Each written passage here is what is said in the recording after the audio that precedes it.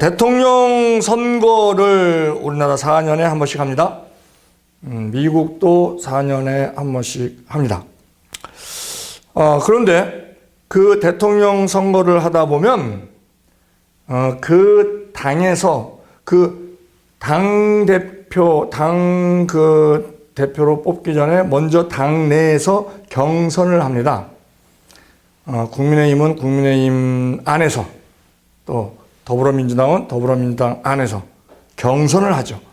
거기에서 한 명이 뽑혀서 대선에 후보로 임하는 것입니다. 그런데 그 경선에 뽑히는 그런 사람들은 그래도 그 당내에서, 그 당에서는 굉장히 난 사람에 해당되는 그러한 사람들이 뽑히게 됩니다. 예를 들면 2021년 20대 대선, 그때 국민의힘 후보가 윤석열, 홍준표, 유승민, 원희룡, 최재형, 또 하태경, 황교안, 안상수, 이렇게 여러 명이 경선을 했습니다. 그래서 그 중에 윤석열이 뽑혔습니다. 그래서 당선이 됐죠. 또 2025년 이재명 대통령이 당선될 때 그 더불어민주당에서는 이재명, 김동연, 김경수가 경선을 했습니다. 거기에서 이재명이 뽑혀서 대통령이 됐습니다. 그런데 그 대통령이 되고 나면 그 경선에 함께 참여했던 사람들, 이 사람들이 사실 인재거든요, 인재. 인재인데 적이잖아요, 적. 같은 당에 있지만. 그러다 보니까 그 사람들을 쓰질 않아요. 이 내각 장관 임명이라든지 뭐 이런 거에 쓰질 않아요.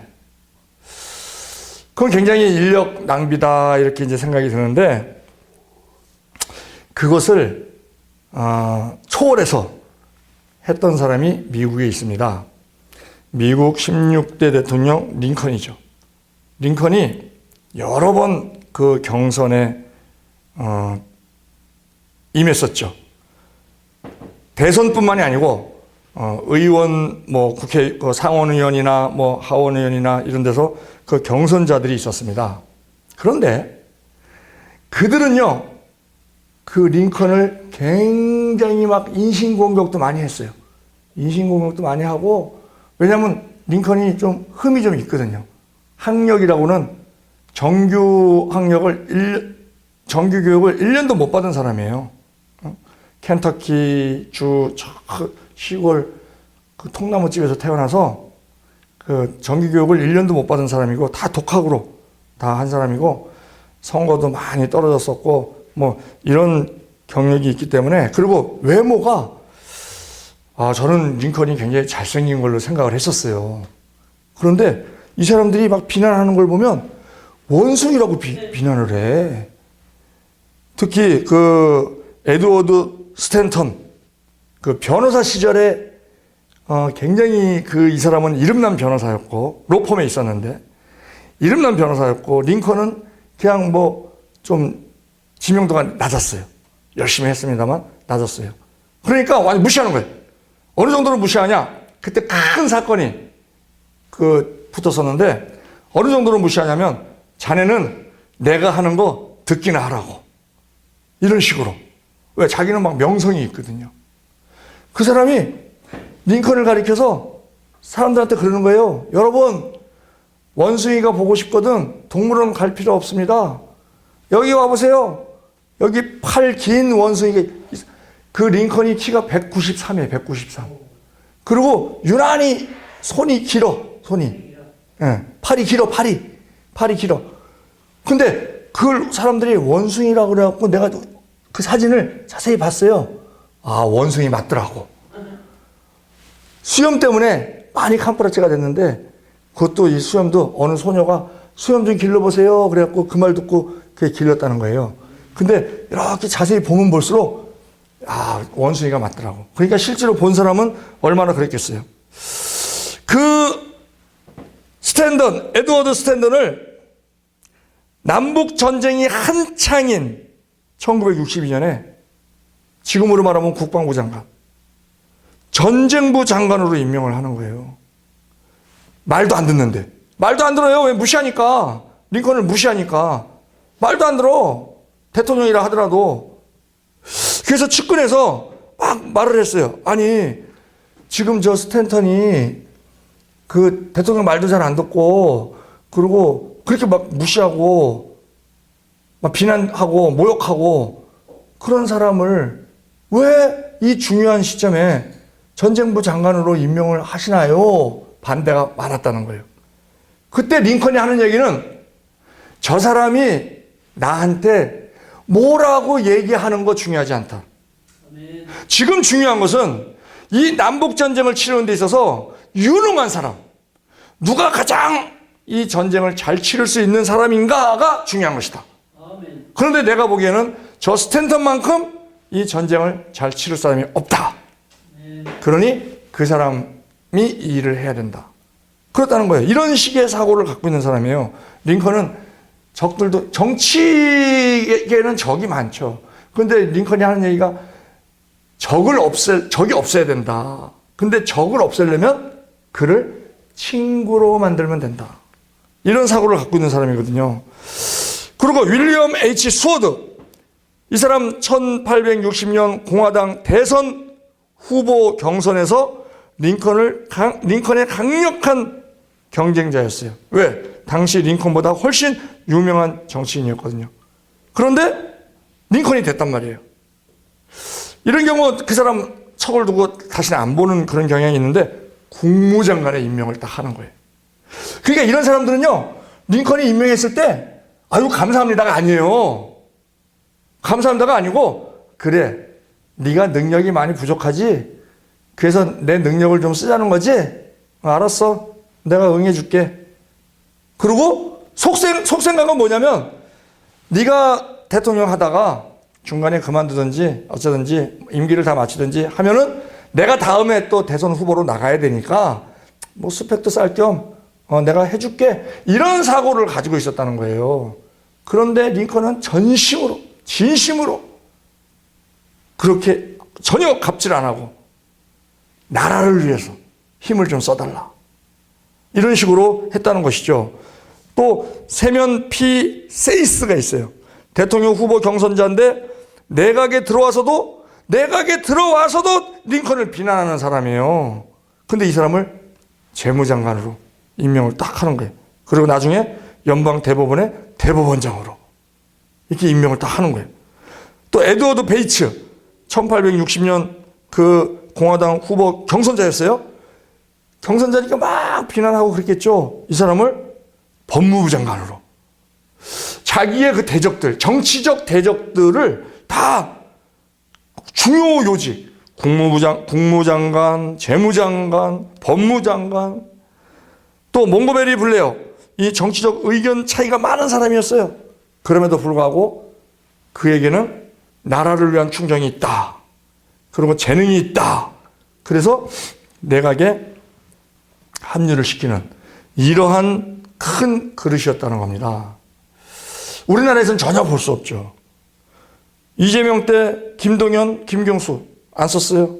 윤석열 때 홍준표, 유승민, 황교안 안 썼어요. 이제 원희룡 같은 경우는 워낙 원만한 사람이니까 국토부 장관 그렇게 한 적이 있죠. 그런데요, 오늘 다윗이 사울을 죽이자고 하는 아비새의 말을 설득시켜서 아니다, 하나님의 뜻을 따라야 된다, 그러면서 이 사울이 왕인 것을, 하나님이 세운 왕인 것을 인정을 하는 겁니다. 링컨은요, 자기의 경쟁자였지만 그 경쟁자들이 대선 후보까지 올라올 정도면 각자 나름대로 다 특별한 달란트가 있고 또 나라를 위한 충정들이 있고 하는 것을 다 본 거예요. 자기 감정대로 하면 보고도 싶지 않죠. 보고 싶지도 않죠. 그렇지만 그 스탠턴한테 얘기했듯이 저 사람들이 나한테 대하는 거 나한테 무슨 말 하는 거? 그것보다 중요한 것은 나라를 어떤 사람이 어떤 자리에서 이끌어가는 것이 국민들한테 도움이 되느냐. 그게 더 중요한 거다.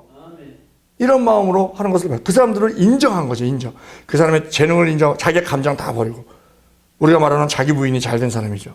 어려서부터 성경 낸시 여사에게 성경 교육을 받았기 때문에 비록 짧은 기간이지만 9살 때 어머니가 돌아가셨으니까.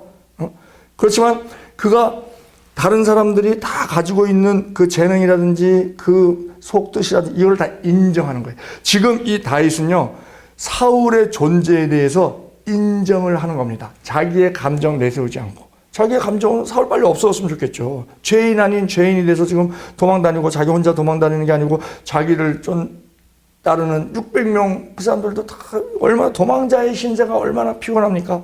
그럼에도 불구하고 그를 왕으로서 인정을 하는 거예요. 이처럼 우리가 다른 사람에게 사울이 잘못한 게 훨씬 많죠. 그렇지만 다른 사람에게 관용을 베푸는 것, 이것이요 그리스도를 나타내는 행위라는 거예요. 우리가 어떤 선을 행해서 구원받는 거 아닙니다. 그러나 구원받은 자로서는 선을 행해야 한다라는 것을 보여주는 것입니다. 다윗은 사울에게 자신이 다녀간 것과 그를 죽일 수 있었음에도 그러지 않았음을 알게 하고자 증거물로 사울 머리맡에 있는 창과 물병만 가지고 가기로 결정을 합니다. 여기에는 두 가지 포석이 깔려 있어요.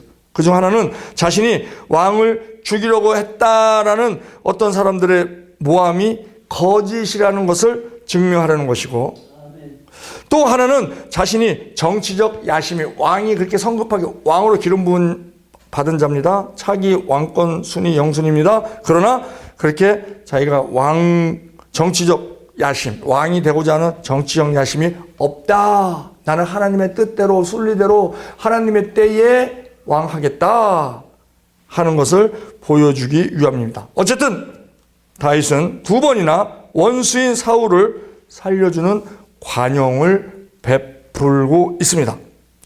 그런데 이처럼 원수에게 관용을 베푼다는 것은 매우 어려운 일입니다. 그래서 우리나라 대통령들 잘난 사람들입니다만 못하잖아요. 자기 정적들에 대해서 이 포용감이 없잖아요. 자, 자기와 가까이 지내는 사람, 절친한 사람에게 친절히 대하고 호의를 베푸는 것은 누구나 다 할 수 있습니다. 하지만 다윗처럼 자기를 죽이려고 끈질기게 추적하는 사람에게까지 관용을 베푸는 것은 결코 쉬운 일이 아닙니다. 마태복음 5장 44절에 원수를 사랑하라 하는 그 예수님의 말씀에 우리가 아멘은 쉽게 해요. 아멘은. 원수를 사랑합시다. 그러면 아멘. 그러나 실제로 자신의 삶에서 이것을 실천한다는 것은 보통 어려운 일이 아닙니다. 심지어 하나님의 은혜가 얼마나 크고 놀라운 것을 알기에 나 같은 죄인을 구원해 주신 그 은혜에 감격해서 눈물을 흘리는 그러한 성도들 중에서도 타인의 허물에 대해서 그리스도가 우리를 대하신 것처럼 관대하게 대하는 사람 찾기라는 것은 그리 흔한 일이 아닙니다. 그래서 많은 성도들이 주기도문을 암송할 때마다 우리가 우리에게 죄 지은 자를 사하여 준 것 같이, 마태복음 6장 12절 이 대목에서는 움찔하게 되고 양심의 가책을 느끼게 되는 사람들도 꽤 될 겁니다. 또 실제로 원수마저 사랑하는 사람을 보면, 실제로 그것을 행동하는 사람을 보면 경외감마저 드는 것은 그만큼 그것을 실천하기가 어렵다는 것을 우리가 경험상으로도 알기 때문에 그런 것이죠. 하지만 그럼에도 불구하고 우리는 원수에게조차 관용을 베풀고자 힘은 써야 됩니다. 노력은 해야 돼요. 그러면 성령께서 도와주실 것입니다. 그것이 그리스도인으로서 죄인들에게 관용을 베푸시되 그들을 위하여 자기 목숨까지 버리신 그리스도를 나타내는 행위입니다. 내 안에 예수님 계시잖아요. 내 안에 예수님 계신 거 어떻게 보여줄 거냐 이거죠.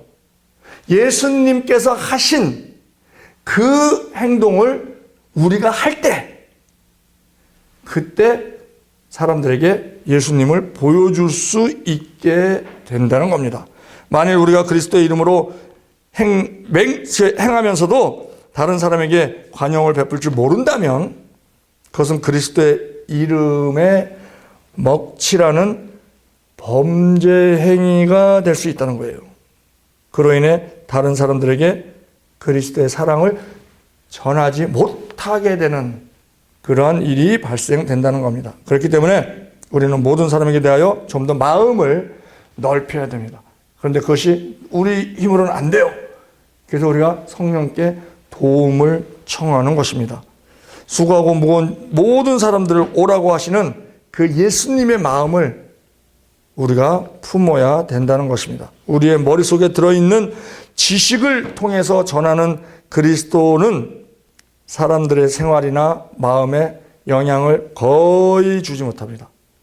우리가 말로 하는 것은 우리의 가슴과 행동과 우리의 생활을 통해서 예수님을 나타내게 되면 그러면 수많은 사람들의 생각과 생활을 바꾸는데 영향력을 끼칠 수 있게 된다는 겁니다.